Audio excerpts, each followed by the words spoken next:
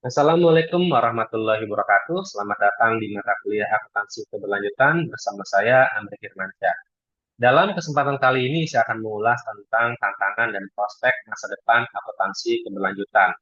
Setelah mempelajari bagian ini, mahasiswa mampu yang pertama mengidentifikasi tantangan utama dalam implementasi akuntansi keberlanjutan, yang kedua menjelaskan pentingnya kompetensi profesional dan peran teknologi, yang ketiga menganalisis arah perkembangan dan prospek masa depan akuntansi keberlanjutan.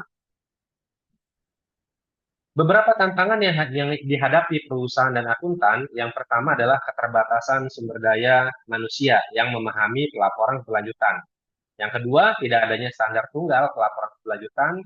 Yang ketiga, data non-keuangan sulit diukur, dibuktikan, dan diaudit.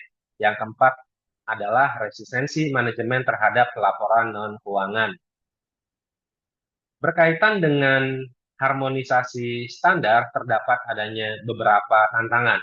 Yang pertama, banyaknya standar pelaporan saat ini, seperti JRI, kemudian FRS S1 dan S2, kemudian standar yang diterbitkan oleh SASB, kemudian TCFD, serta CDSB.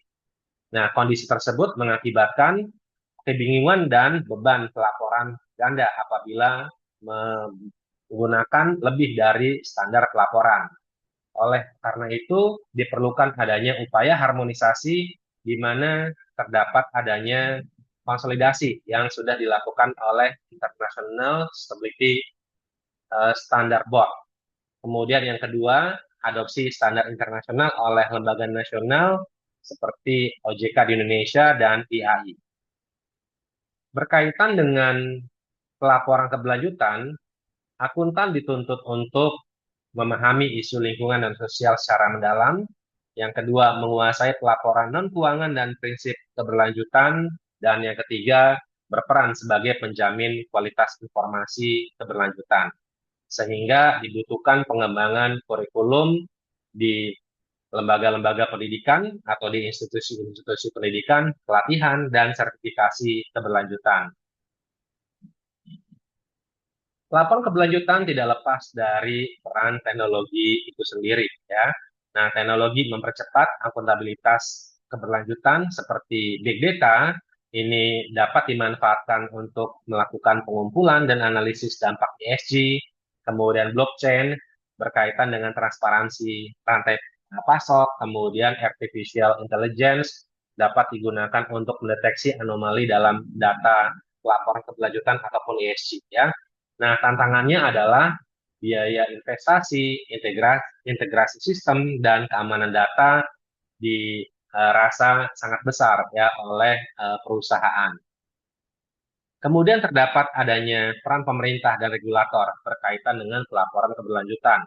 Pemerintah dan regulator memiliki peran krusial melalui regulasi wajib pelaporan keberlanjutan, misalkan saat ini sudah ada POJK 51 tahun 2017, kemudian juga pemerintah dapat melaksanakan adopsi atas aturan ataupun standar yang diterbitkan oleh ESSB seperti FRS S1 dan S2, ya. Kemudian yang kedua, insentif bagi perusahaan yang menerapkan praktek keberlanjutan serta penguatan peran institusi profesi seperti Ikatan Akuntan Indonesia, OJK, BPK, kemudian berbagai kementerian.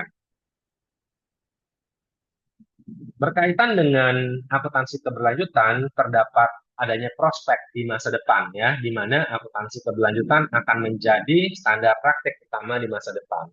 Perusahaan akan semakin bergantung pada informasi non-keuangan untuk mengelola risiko iklim dan sosial, kemudian menarik investor yang peduli keberlanjutan, dan selanjutnya menunjukkan kinerja jangka panjang dan nilai strategis. Akuntan akan menjadi aktor utama dalam menjembatani keuangan dan keberlanjutan.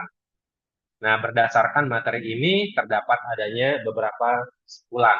Yang pertama, tantangan utama meliputi standar ganda, kompetensi profesional, dan kompleksitas pelaporan keberlanjutan. Yang kedua, teknologi dan dukungan regulasi menjadi katalis untuk mendorong pelaporan keberlanjutan yang berkualitas. Ketiga, masa depan akuntansi keberlanjutan menuntut peran strategis akuntan dalam menciptakan bisnis yang tangguh, akuntabel, dan berdampak. Dengan demikian, akuntansi keberlanjutan bukan lagi pilihan, melainkan kebutuhan masa depan dunia profesi dan bisnis. Demikian saya sampaikan. Terima kasih atas perhatiannya. Saya akhiri. Assalamualaikum warahmatullahi wabarakatuh.